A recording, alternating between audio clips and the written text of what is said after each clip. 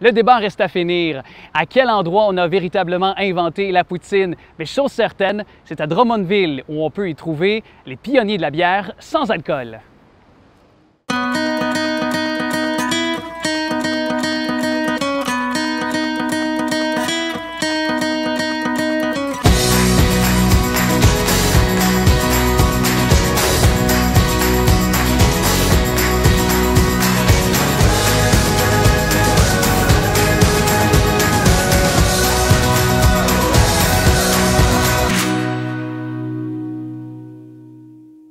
Michael Jean, directeur général, restaurant Le Bockel, merci de nous accueillir. Oui. Belle histoire pour vous autres ces jours-ci, on va y venir, mais tout d'abord, comment s'est née cette aventure-là de la micro Le Bockel? Le Bockel, ben, dans le fond, moi j'ai toujours eu un désir d'être entrepreneur. Je cherchais à bâtir une entreprise, puis là j'ai eu une petite compagnie d'ingénierie, puis j'ai arrêté ça, travaillé pour un autre. Là, un moment donné, je passe un test psychométrique dans cette entreprise-là, puis ça me dit, Michael, tu es un style entrepreneur, pourquoi tu ne pars pas quelque chose? Je dis, OK. Je suis reparti avec ça, puis ça m'a comme remotivé à vouloir partir une entreprise. Puis j'étais un grand amateur de bière de micro, donc j'ai dit à ma blonde, ça m'a l'air de domaine le fun. On se fait un plan d'affaires, puis on regarde si on peut partir là-dedans. Puis on est parti quelques mois après, un an après. Quand même inusité dans le domaine de l'ingénierie, puis on s'en va du côté de la bière. Est-ce qu'il y a un parallèle à faire là-dedans? Il y a quand même beaucoup de monde qui font de l'ingénierie ou de la maintenance qui s'en vont dans le domaine de la micro parce que c'est quand même des valves, de l'électricité, du procédé. Fait que c'est quand même intéressant de ce côté-là. Puis j'aime beaucoup apprendre en général. Fait que tout ce qui est biologique, chimique, j'aime beaucoup apprendre. L'histoire, tu sais, ça n'a pas rapport, là, mais l'histoire, j'aime beaucoup l'histoire, la géographie. Fait que je trouvais que c'était un milieu qui m'amenait à activer le cerveau un peu, là. Mais là, on se lance dans la production de bière vers 2015, je pense. Ouais, c'est 2015, les étapes commencent. Et pourquoi on prend le Bockel comme nom? Le Bockel, dans le fond, moi et ma blonde, assis dans le petit bureau, à penser quel nom on va donner à la brasserie. On avait mis des mots sur une feuille, puis on essayait de faire des mix de tout ça. Puis Dominique a dit « Hey, Bockel! » Mais elle a dit « Bocal. » Fait que là, tout le monde dit bocal en français, mais nous autres, on leur dit tout le temps Bockel. Je disais, c'est cool Bockel parce que ça sonne un peu anglais aussi, puis parce qu'on avait on voulait à un moment donné percer le monde, ouais, c'est ça. On avait de l'ambition, puis là, Bock et Ale, ben, une Bock, c'est une lager à la base, puis Ale, c'est carrément l'antipode d'une. Fait que là, on se disait, c'est un peu contre les règles, ça va vraiment bien avec moi parce que je déteste les règles, les règlements, puis les façons de faire prédéfinies, fait que ça fitait. Oui. Puis est-ce que, moi je remarque ça de certains brasseurs, parmi les traits de caractère ou de personnalité, c'est des gens qui sont un peu rebelles dans l'âme, sont anticonformistes, c'est des gens qui aiment justement créer.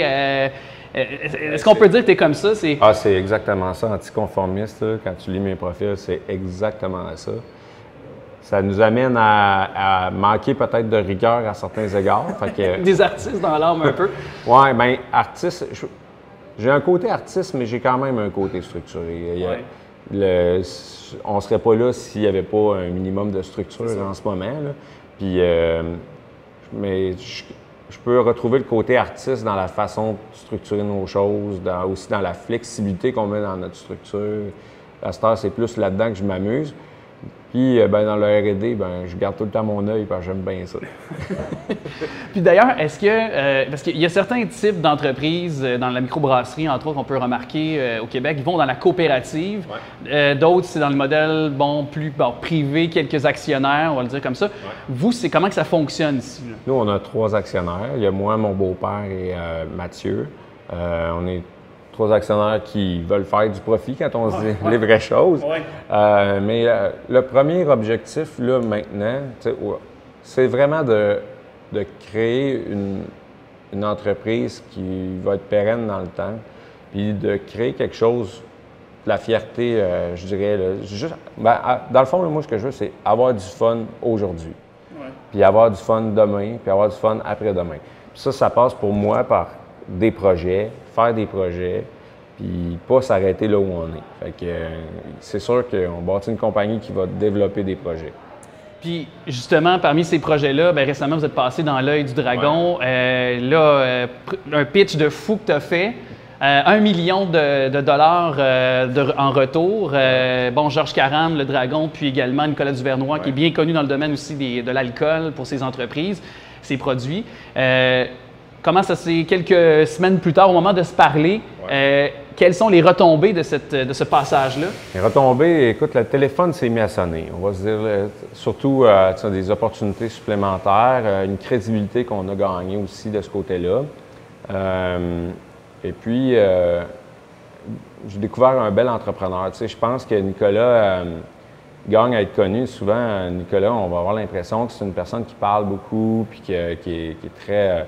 on va avoir souvent des préjugés, mais depuis plusieurs semaines que je parle avec lui, c'est vraiment un humain proche des gens. S'habille en jogging pour aller à la job, là, tu sais, c'est ça. C'est simple. Ouais, fait qu'on est en discussion sérieuse pour closer quelque chose. Georges, lui, s'est désisté immédiatement le jour d'après en disant je laisse Duvernois aller parce que c'est vraiment plus lui. Puis, mais ça leur a fait un bon show de dire que je voulais avoir les deux. L'offre reste quand même celle qu'elle est. Puis là, on travaille à peaufiner tout ça pour closer tout ça. Est-ce qu'un passage dans une émission comme celle-là, aussi en termes de visibilité, de vente, déjà rapidement, ça s'est fait sentir à la suite du passage? Ou? La boutique en ligne, ça a été instantané. On a connu à ce moment-là notre meilleure journée de vente. On était prêts. Ça s'est poursuivi par après. Il a fallu le maintenir, mais ça s'est poursuivi. Puis, ce qu'on s'est rendu compte, c'est qu'on était beaucoup focusé sur les amateurs de microbrasserie pure et dure. T'sais, nous, on veut offrir une alternative pour les amateurs de microbrasserie, dire une bière entre deux bonnes bières ou deux bières avec une bonne bière entre les deux avec alcool. On s'est rendu compte que monsieur, madame, tout le monde, après les dragons, nous connaissaient. Fait que là, il y a eu une nouvelle type de personnes qui n'avaient jamais consommé même de bières de microbrasserie qui ont essayé nos bières. Puis écoute, ça fonctionne très, très bien. Conserver quand même 25-30 % de la production avec alcool. À peu près. J'ai bien compris. Comment c'est arrivé à ce constat-là de focaliser sur... et pourquoi avoir choisi la production sans alcool davantage? Une intuition de départ, quand on a fait une réflexion stratégique, puis on se demandait comment se démarquer. On voulait faire un produit qui fait comme... On sort de la compétition. Et puis, on voyait qu'il y avait quelques bières sans alcool, mais surtout des blondes. On s'est dit, Caroline, si on devient les bières de microbrasserie sans alcool, il me semble que ça irait bien parce qu'en plus, il y avait une méga tendance sur les saines habitudes de vie qui étaient en train de prendre de la place. Les gens font plus attention à eux. Les règlements sur la conduite en état d'ébriété sont de plus en plus serrés. La même affaire pour les bateaux. Donc, on s'est dit, on l'essaye. Ça n'a pas été une étude à tout casser. Puis ça a marché. Bien, c'est un vrai success story, je vais me permettre l'espagnol, mais c'est vraiment flagrant. Puis, est-ce qu'au départ, c'était plus 50-50 la production ou vous avez toujours déjà d'emblée, dès le début en 2015, misé sur... Ça a été progressif, mais rapidement, c'est devenu 75-25. OK. Et quels sont les procédés? Une bière, d'abord, on va faire ce qu'on appelle un empâtage où on va mouiller des grains pour aller chercher les sucres. Puis après ça, on va prendre l'eau sucrée pour la bouillir, rajouter le houblon. L'ébullition, c'est pas mal la même chose. On va jouer avec un petit peu plus de paramètres, mais dans l'empâtage, on va vouloir générer des sucres qui sont avec des chaînes beaucoup plus grosses que la levure ne sera pas capable d'avaler. Fait que c'est comme si je te demandais d'avaler un tomahawk one shot. La levure, elle ne voudra pas. Fait que, dans ce cas-là, il reste des sucres résiduels dans la bière, puis ça fermente beaucoup moins. Fait qu'on va chercher des bières qui ont 0,3 % environ, qu'on reste tout le temps en bas de 0,5. Fait que c'est une fermentation courte qu'on appelle et ou arrêtée, dépendamment des cas. Et puis un coup, nous on a fermenté, on passe en pasteurisation, on tue les levures. À ce moment-là, il est impossible que les levures viennent à régénérer du sucre. Et puis on a une bière qui est beaucoup plus stable aussi. Mais quand on parle par exemple d'une bière sans alcool ou avec alcool, si vous choisissez par exemple du malt, la levure, le houblon, peut-être pour expliquer aux gens, est-ce que vous prenez par exemple toujours du malt ou ça dépend des types de bières, vous allez chercher plus de houblon, plus de... Mettons qu'on va parler mettons, de la découverte, on y va avec des maltes les mêmes maltes qu'on prendrait pour faire une bière standard, il y en a beaucoup moins. Dans le cas des bières comme la météorite, l'ajout de fruits est très important, puis ces fruits-là amènent un certain sucre qui leur donne du corps. Fait à ce moment-là, c'est vraiment le fait qu'on pasteurise que ça nous sécurise de ce côté-là. Puis on a pris du blé, on a pris de l'avoine, même chose. C'est juste les quantités vont varier. Puis au niveau des températures d'empâtage, les façons qu'on fait l'empâtage, il y a vraiment là c'est là qu'il est le nerf de la guerre. Okay. Pour le reste, on peut aussi désalcooliser une bière. Si on veut la désalcooliser, là, on se fait une bière standard, qui est 4 %. On va enlever l'alcool. On va se retrouver avec un résultat qui n'est pas encore une bière, qu'on va retravailler en ajoutant du houblon supplémentaire, en ajoutant des fruits, si on veut que ça goûte un petit peu plus les fruits. Puis là, à ce moment-là, on va pouvoir lancer une bière qui est vraiment désalcoolisée. D'ailleurs, pour ce qui est d'une bière sans alcool, est-ce que, comme une bière, il faut que ce soit une bière pour qu'elle soit considérée bière, il faut qu'elle soit en bas de 12 %. Est-ce que pour une bière sans alcool, il faut qu'elle soit en bas de 1 % d'alcool pour être considérée sans alcool? Ou... En théorie, c'est 0,5 et moins. Le nombre d'alcool, il est indiqué à l'avant très clairement, moins de 0,5 pour que le client le sache. Pour tomber à 0,00, il faut désalcooliser, mais il va tout le temps rester quelques zéros et un 1 à la fin. Ça ne sera jamais sans alcool. Puis si on pense à des jus standards qui sont à l'épicerie, quand on fait des tests d'alcoolométrie, bien, il y a de l'alcool dans un jus. Là. Il n'y en a pas à zéro. Là. Ça fait que c'est presque impossible finalement qu'il y ait vraiment 0,0. C'est 0,0, ça n'existe pas. Okay? Okay. C'est 0,000 avec 800 zéros, là, ça n'existe pas. Okay. Fait que, il y a certains, des fois, on nous sert des arguments de vente qui sont peut-être pas tout à fait véridiques pour ça. Bien, tu sais, c'est de bonne guerre parce que je pense que tout le monde joue un peu avec les règlements, puis tu sais, tout le monde fait ça dans n'importe quel métier. Il faut essayer d'être le plus transparent. Puis c'est pour ça que nous, on ne l'indique pas que c'est 0. Le jour où on va faire 0, je pense qu'on va mettre les 3 zéros puis le 1 après. Là. Puis là, on voit que vous êtes allé dans le modèle des canettes, parce qu'il y en a évidemment qui décident d'aller autant pour les bouteilles que les canettes. Pourquoi avoir choisi le modèle canette? La canette, nous autres, je te dirais, on a peut-être été la 3e micro à tomber en canette. Là. On voyait que le marché s'en allait vers là. On écoutait à l'écoute du marché. Le client, on voulait rendre la canette... La canette, c'est plus accessible. Tu peux aller dans un festival, tu peux l'amener à la pêche, tu peux la mettre dans ton col. Ça se casse moins. C'est plus facile à mettre dans la glace. Là, on remarque aussi, tu sais, comme la milkshake, qui est une de vos belles nouvelles côté alcoolisé, que moi j'adore.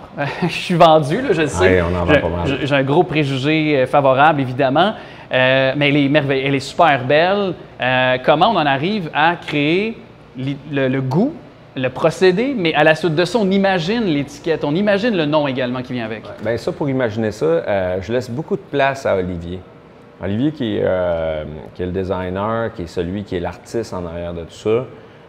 On discute ensemble de l'idée générale, de la bière qu'on veut faire, c'est quoi que j'ai en tête.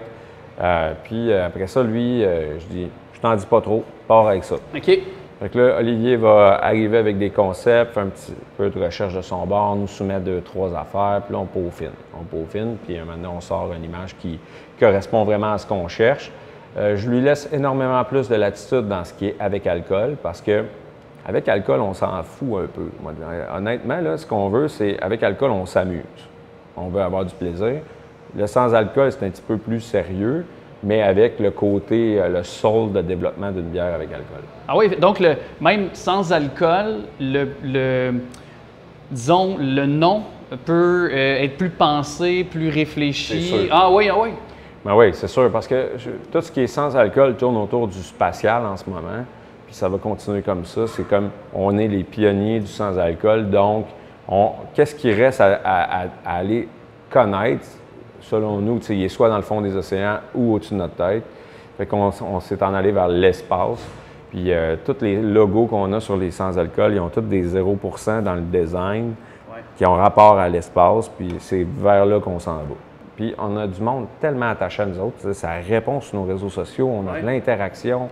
ça réachète sur les boutiques en ligne. On a 30 de réachat sur la boutique en ligne. Fait que ceux qui viennent acheter, c'est 1 sur 3 qui ont déjà acheté. Et puis, ce que j'ai vraiment trippé quand on a passé au Dragon, c'est tous les commentaires de fierté du monde, puis pas juste de Drummond. Moi, je viens du Saguenay. Tout le monde du Saguenay, le monde de Québec, le monde de l'Outaouais, le monde de Montréal. Comme fier qu'un truc comme ça au Québec performe, une petite business qu'on est parti de rien. J'ai flippé ma maison pour starter ça. Wow. Fait que là, j'étais vraiment content de voir ça. Ça m'a vraiment ému de voir le monde qui était fier. C'est ce que ça m'a donné du gaz. Oui, pour continuer. Puis justement, le gaz qui là, j'imagine, a remonté pas mal dans le tank avec des récentes annonces que vous avez eues. On parlait, entre autres, de cet argent-là que vous avez reçu au Dragon qui pourrait se conclure, se ficeler. Cet argent-là, elle va servir à quoi pour vous autres, mettons, si le deal continue? En gros, c'est pas juste de l'argent. On va se dire les vraies affaires, c'est aussi de la connaissance. Il y a une équipe chez Duvernois avec qui on va pouvoir interagir. Il y a tout ça. L'argent va servir, entre autres, à, augmenter nos capacités de production, à améliorer notre automatisation, mais aussi à pénétrer nos marchés ensemble. Il y a des choses qu'on va faire ensemble. Fait qu'à deux, on va être beaucoup plus fort dans notre façon, beaucoup plus facile aussi de déployer des stratégies plus nationales à deux. En gros, tu sais, on a deux objectifs, c'est d'être sur 5 continents. Il y en a plus que ça, mais on s'est dit on veut être sur 5 continents. Rien de moins quand même. Puis, on s'est des grands rêves. Puis, on va avoir l'usine touristique la plus visitée au Canada. C'est certain que ça ne se fera pas dans les locaux actuels. Ouais. Fait qu'il y a des plans qui sont en train de se faire présentement. Puis, on parle d'un projet, d'après nous, là, qui va prendre 2 à 3 ans à aboutir, mais ça va être de quoi de vraiment...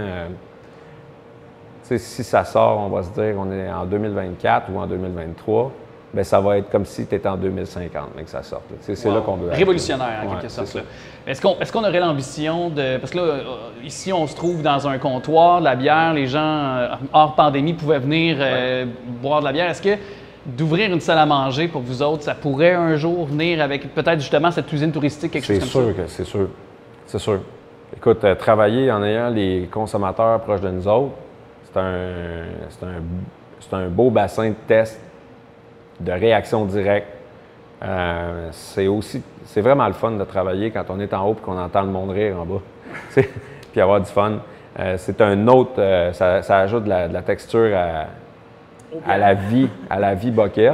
Oui. Puis c'est certain qu'on veut le faire. Est-ce qu'on va le faire? Est-ce qu'on va attendre 3 ans? Je pense pas. Là, on va faire d'autres choses avant, mais... C'est dans les plans. Oui. C'est dans les plans. Ouais. D'ici là, production, distribution, partout. Vous êtes dans plusieurs points de vente au Québec, un peu partout. Oui, entre 1500 et 2000 points de vente au Québec en ce moment. 300-400 en Ontario. On distribue en ligne à travers le Canada. Et puis, on a un plan pour les États-Unis 2022.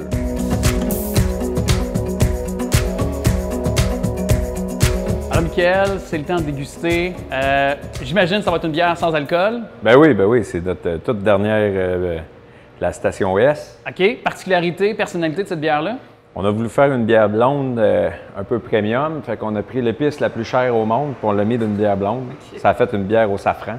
Okay. Et puis, c'est une bière qui va... le safran, c'est difficile à décrire. C'est floral, terreux, épicé. Ça se marie, je trouvais bien, avec... l'accord qu'on présente aujourd'hui, qui est un cheddar fort de vieilli 2 ans, la fromagerie Perron. Ça, c'est dans ton coin d'origine? Oui, moi, je viens du Saguenay, donc Perron, tout le monde, quand on passait dans ce coin-là, on arrêtait. Puis je trouve que le côté safran, qui est un peu comme le côté vieilli, un peu du fromage, se rapproche à merveille. Puis un petit pâté, parce que ça me rappelle... mes petites soirées que j'aime bien faire là, quand je reviens à la maison, bien tranquille, pâté, fromage, et puis bien simple. Hein. C'est peut-être une de ces soirées-là que tu buvais une bière de micro et que ta blonde a décidé de faire une... Je m'en souviens comme si c'était hier, c'était sur le patio, puis c'était exactement ça. Ah ouais, génial. Fait que on y va, on plonge. Cheers. Cheers. Excellente. Je sens le goût un peu du... safran, mais elle est super légère. Vraiment bonne.